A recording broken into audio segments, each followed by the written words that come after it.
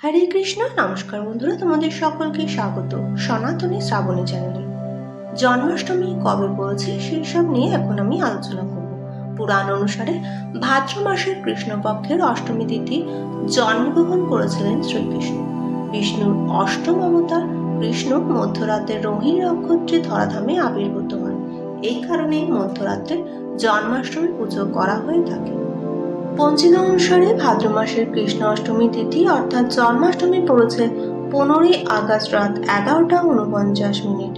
অষ্টমী থাকবে 16ই আগস্ট রাত 9টা 34 মিনিট পর্যন্ত। তাই উদয় তিথি অনুসারে 16ই আগস্ট পালন করা হবে কৃষ্ণ জন্মাষ্টমী।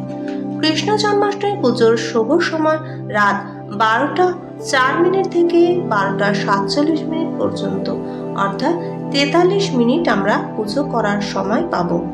জন্মাষ্টমী পুজোয় শসা অবশ্যই দরকার হয়। ছোট্ট গোপালের পুজোর সামগ্রীর মধ্যে শসা অবশ্যই রাখতে হবে। এছাড়া গোপালকে বসানোর জন্য পিঁড়ি এবং হলুদ কাপড় ভীষণ জরুরি।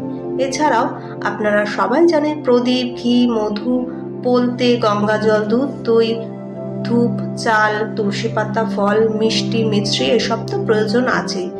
গোপালের জন্য নতুন পোশাক, গয়না, ময়ূরের পালক, বাঁশি এসব তো প্রয়োজন আছে। এছাড়াও জন্মাষ্টমীর দিন যে কাজগুলো করবেন সেগুলো হলো, জন্মাষ্টমীতে শাঁখের মধ্যে অবশ্যই একটু দুধ রাখুন।